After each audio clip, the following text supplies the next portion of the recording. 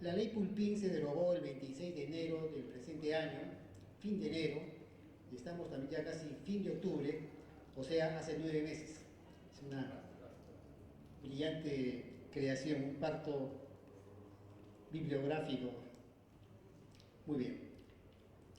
Alejandra de Negra, estudiante egresada, socióloga de San Marcos, para los que nos ven por canal del Congreso, va a hacer uso de la palabra para exponer su apreciación sobre su libro y posteriormente continuamos con la participación de Javier Neves, Carrera Cifuentes, Aida García Naranjo y Manuel Campos. Alejandra.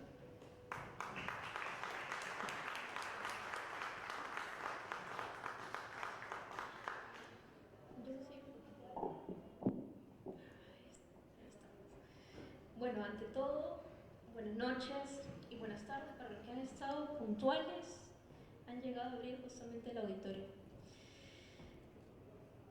Esta crónica, esta presentación de mi primer parto bibliográfico, como lo han presentado, es la primera muestra o el primer escrito de lo sucedido a lo largo de estos 39 días en los cuales la juventud, la sociedad peruana derogó la llamada Ley Pulpín. Yo quería empezar primero agradeciendo no solamente sus presencias, sino también a las personas que han colaborado y han motivado a escribir estas líneas.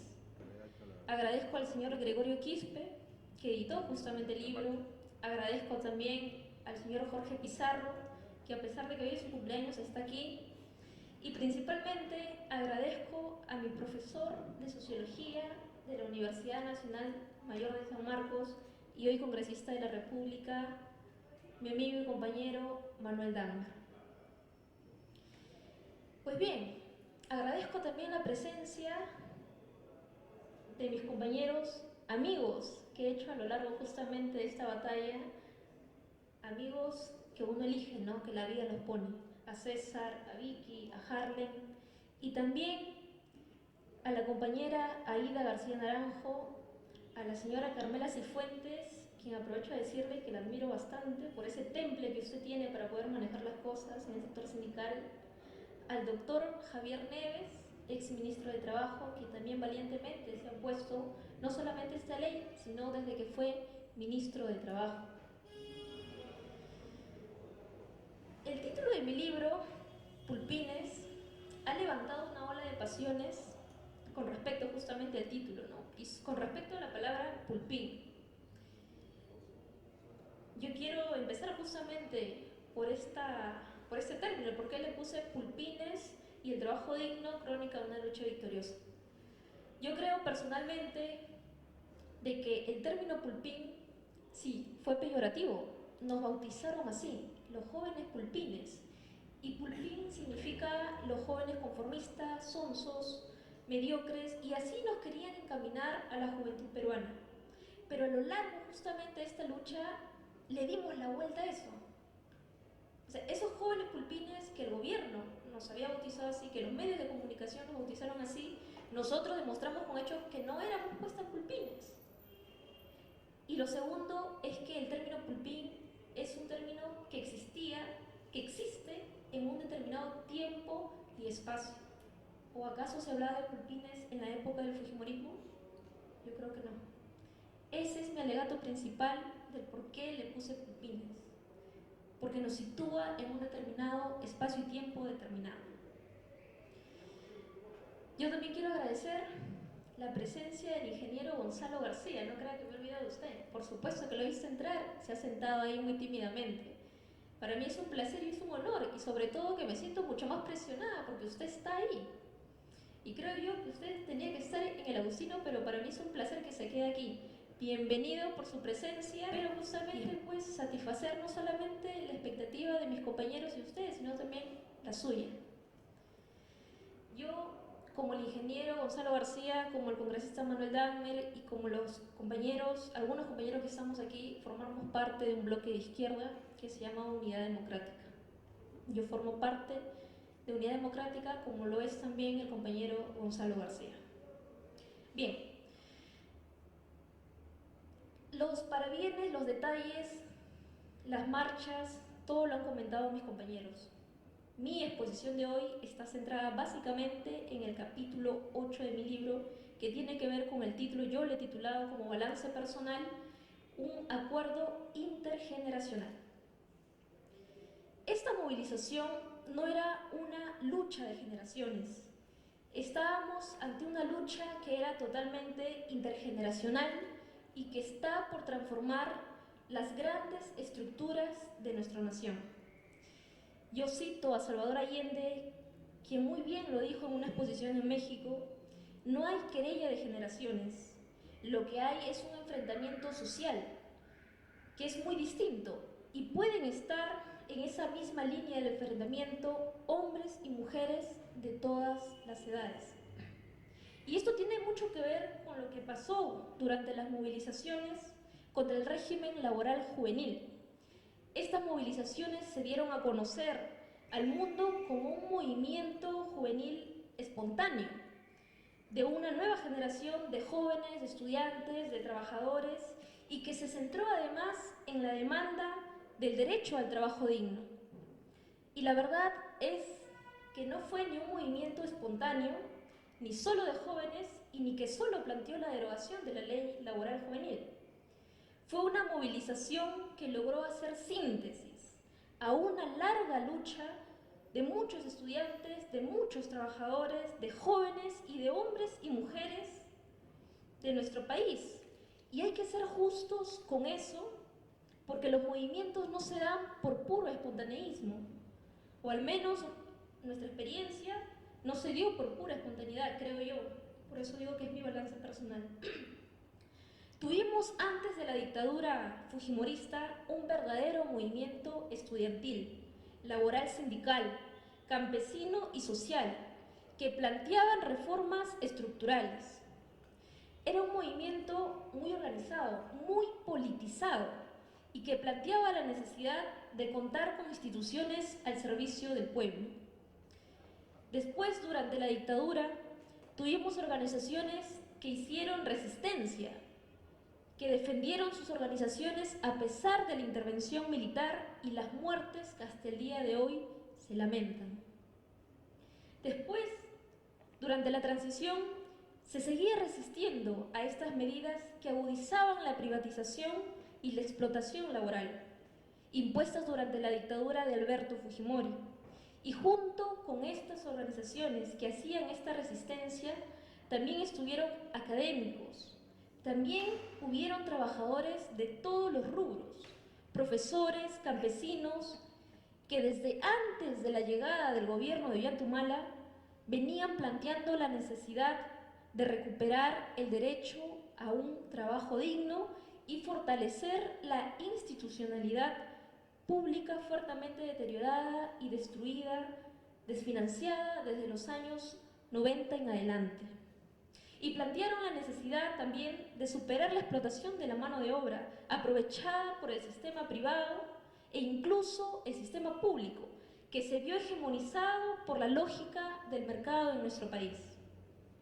Hoy tomamos las calles nuevamente, hoy, 2014, 2015, tomamos las calles nuevamente, hemos sido actores y lo hemos presenciado en los diversos medios de comunicación, que no les quedó de otra que ponerse en algún momento del lado de una manifestación que sin lugar a duda era masiva y era transversal, cuando veíamos no solo jóvenes de diferentes identidades, no solo hombres y mujeres, sino también académicos, profesores, trabajadores e incluso nuestras propias familias marchando al lado de todas y todos nosotros.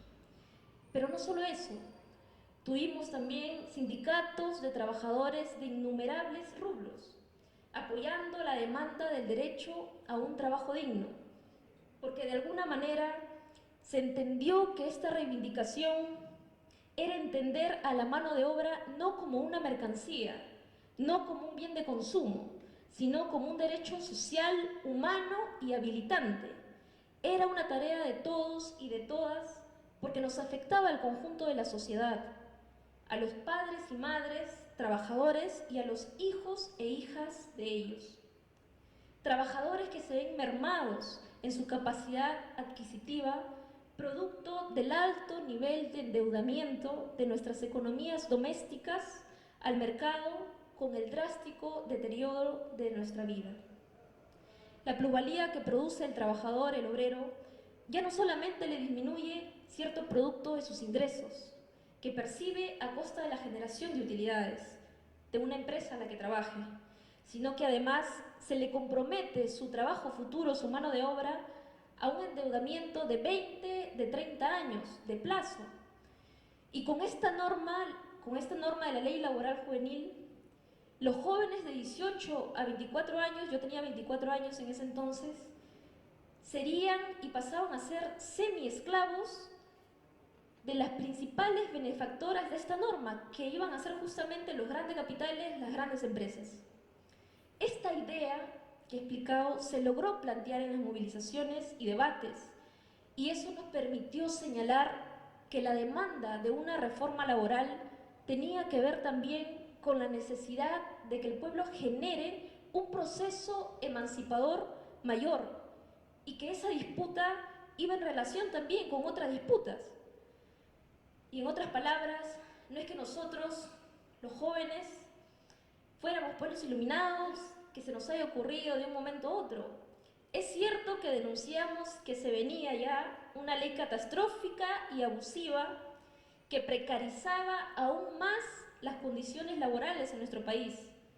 Y ya lo decían los organismos ajenos, los organismos internacionales, y eso era una vergüenza total, y lo sigue siendo, porque lo que tenemos en nuestro país en materia laboral es la precarización absoluta del trabajo. De alguna manera, nosotros logramos decir que, a diferencia de las experiencias del resto de los países de América Latina, donde cuentan con una ley general del trabajo, puesta a disposición de un cambio social, aquí se quería implementar un modelo a la fuerza, un modelo hecho en las oficinas de la CONFIEP y del gran consorcio comercial de este país a espaldas de toda la ciudadanía.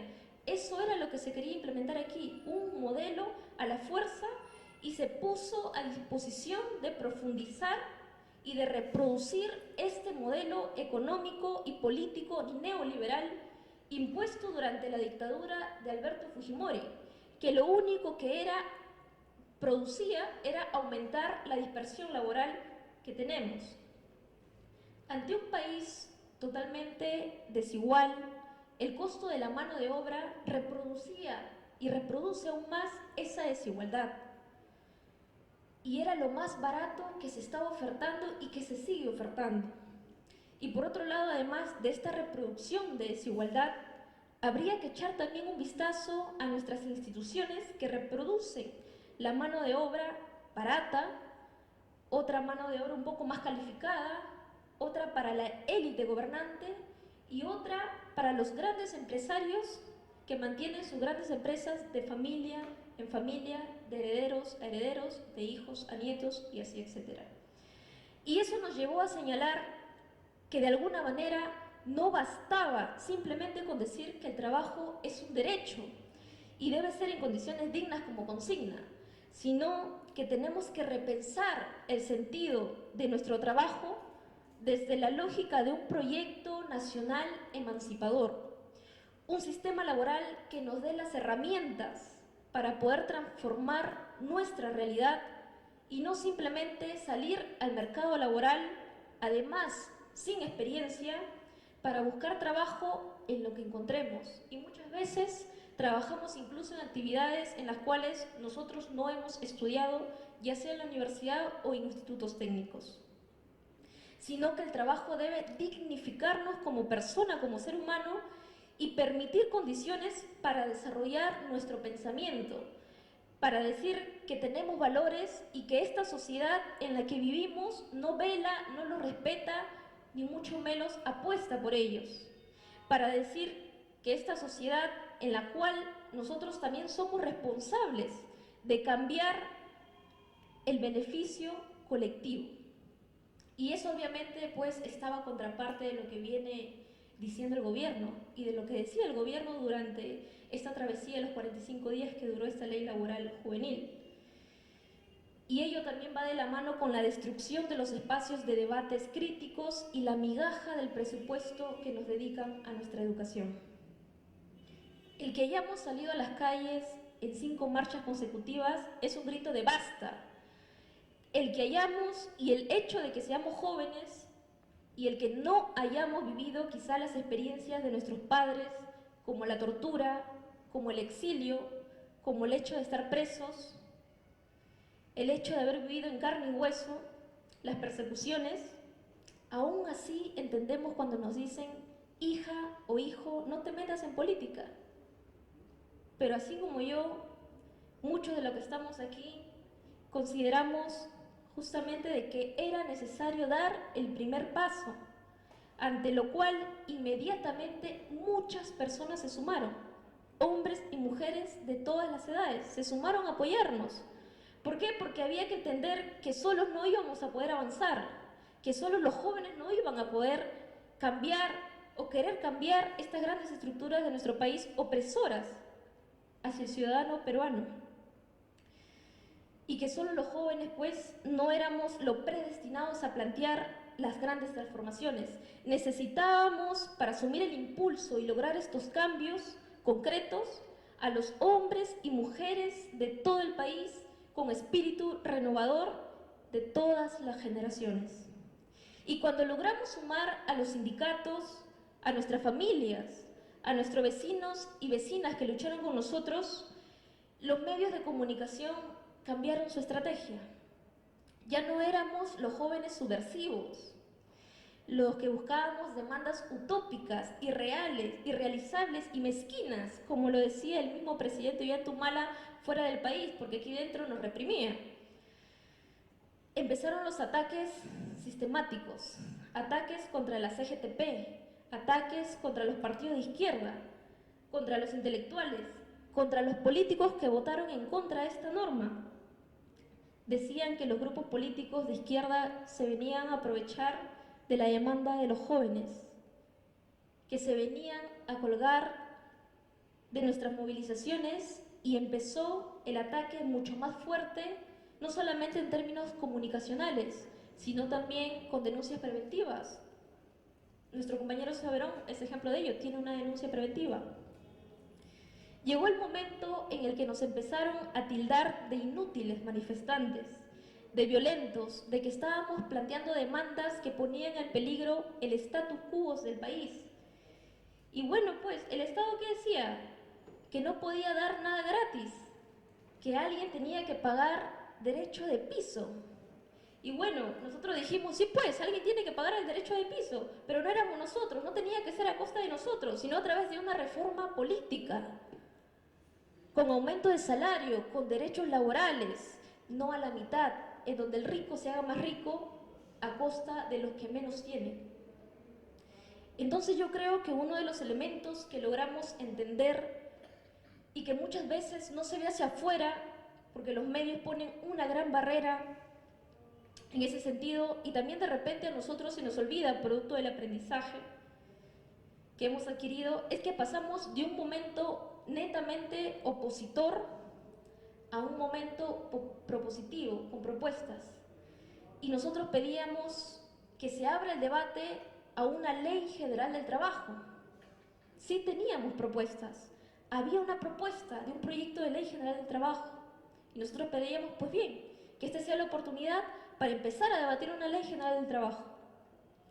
Entender que aquí queríamos y tenemos que cambiar el paradigma de esta relación trabajo-capital, no solo con el fortalecimiento de la clase trabajadora, sino con el desmantelamiento en su conjunto de este sistema capitalista y el cuestionamiento al exagerado lucro como el corazón del sistema neoliberal, que se expresa no solo en el sector laboral, sino en la educación, en la salud, en las microempresas, en la vivienda, etcétera, en fin, muchos otros casos más. La voracidad capitalista de obtener la máxima ganancia con la menor inversión, sin ningún escrúpulo, fomentando la corrupción, hoy en día es el eje articulador de toda nuestra sociedad y que nos está afectando a todos y a todas. Y ese debe ser el salto cualitativo inmenso, el cuestionamiento de cómo opera el neoliberalismo, pero también desde el sentido común, desde el ciudadano de a pie, que hasta hace unos años atrás creía que hay que trabajar en lo que sea y que no nos quejemos, porque todo no es gratis ni bonito en la vida, y que no, y sobre todo lo más peligroso, que no se puede cambiar. Eso de alguna manera produjo un clivaje, y es importante porque cuando hablamos de una lucha entre generaciones, creo que es muy significativo lo que hicieron las generaciones de los 60, de los 70, de los 80, cuando se plantearon la posibilidad de pensar un horizonte emancipador de largo plazo, la posibilidad de cambiar los órdenes establecidos y no tener luchas sectoriales ni gremiales, sino decir y entender que había problemas comunes que nos unían, donde se decía, tu problema es mi problema, tu problema también me afecta a mí, y entonces resulta que con ellos se había iniciado una nueva etapa, que no era el fin de la historia, no se había acabado todo ahí con esta generación de los 60, de los 70 y de los 80, sino que con ellos la historia empezaba una nueva etapa y que nosotros estábamos iniciando justamente una nueva etapa más, donde se tenía que volver a pensar en proyectos colectivos y no individualistas, pensando en el que el de al lado, mi vecino, mi vecina, los problemas que él tiene también los comparte conmigo, porque también los sufro yo. Estos problemas justamente lo viven los hombres, las mujeres, la discriminación, la violencia, la inseguridad ciudadana, la desigualdad profunda que existe en el Perú. Y se dio ahí, de alguna manera, un elemento fundamental al cuestionamiento a este modelo de desarrollo injusto. Un modelo que ya llegó a su tope y no había ni hay un motivo del por qué sentirse orgulloso. No se había producido el llamado milagro peruano, falsamente vendido, y obviamente el mundo se sorprendió de esto último, pues hay datos en los cuales muestran nuestra verdadera cara, nuestra verdadera realidad. Índices de pobreza, de inseguridad ciudadana, de corrupción y muchos otros datos más que muestran nuestra verdadera realidad. Pues bien, ¿cómo planteábamos una alternativa diferente a este modelo totalmente desigual? No bastaba ni basta con salir a las calles y decir qué bonita la foto, pero si no hacemos nada por impulsar las transformaciones, vamos a hacer movimientos meramente testimoniales. Necesitamos que estos movimientos sociales tengan una unidad programática entre sindicatos, entre organizaciones sociales, entre universitarios, militantes, no militantes, partidos políticos, organizaciones barriales, que se planteen la disputa del poder, con vocación justamente de servicio al pueblo. Si bien es cierto, esto no es algo sencillo, esto no es algo fácil, no es algo que se produce de la noche a la mañana, pero necesitamos a los movimientos sociales, los partidos necesitan a los movimientos sociales, los parlamentarios progresistas necesitan a los movimientos sociales, como los movimientos sociales también necesitan de sus representantes y que estén de su lado en el Parlamento, en el gobierno municipal, en el gobierno regional y en general. Y con este proceso, obviamente, no es fácil ni está exento de sus contradicciones, pues no es un espacio homogéneo. Nuestra sociedad, nuestro país no es homogéneo. Tiene contradicciones internas muy, muy importantes. Y en el caso de la Ley Laboral Juvenil, pues ha demostrado cuán importante es la unidad y el rol que desempeña cada organización que ha estado inmersa en esta lucha. No hay mayoría de cambio en el Congreso ni en municipios, y este sistema político neoliberal ha sido impuesto de una forma inteligente. que ha puesto candados y lo cual impide realizar cambios drásticos en nuestra sociedad. Y el claro ejemplo de ello es la constitución política que tenemos actualmente, la constitución de 1993 de la dictadura de Alberto Fujimori, una constitución heredada de un gobierno dictador y que es el principal responsable de estos candados. Dentro del sistema político hay muchos operadores que sirven a las grandes corporaciones y a los grandes capitales, como es el caso del señor Pedro Pablo Kuczynski, quien es el claro ejemplo de estos operadores lobistas que se sumergen en la política con el fin de cuidar los intereses de estos grandes grupos económicos que tienen bancos, que tienen AFPs, que tienen medios de comunicación y que necesitan justamente crearse partidos políticos para coactar la política e impedir las discusiones de leyes reformistas progresistas y por ende peligrosas para sus intereses. Es por ello que para impedir muchas de estas reformas financian campañas electorales de la ultraderecha en nuestro país. Y es así como estos grupos políticos tienen sus brazos empresariales insertos en la política, formando una gran cadena de corrupción. Hoy en día, ya para terminar, son pocos los denunciados en corrupción que se encuentran presos o con investigaciones serias, pero eso viene a ser tema de otro libro quizá. Es por eso la importancia de un acuerdo intergeneracional que nos permita lograr el desafío mayor de cambiar esta constitución política y por ende llevar adelante una reforma del Estado basado en la soberanía y cambiar esa prenoción fatal de que la política es mala. El descrédito obviamente tampoco ha sido gratuito. El ciudadano de a pie tiene la idea de que dinero político es justamente la idea más clara de desconfianza hacia ello. Pero si este apoliticismo, este anarquismo nos gana, ¿qué hacemos? ¿Nos vamos a nuestras casas y somos meramente espectadores mientras dejamos que la vida y que el sistema político destruya no solamente nuestros sueños, sino nuestros derechos y a nuestras futuras generaciones? Yo creo que perdemos todos y todas si no se construye una unidad de cara a la ciudadanía con todas y todos juntos. Somos presente, somos historia, como lo ha sido nuestro pasado y será nuestro futuro. Muchas gracias.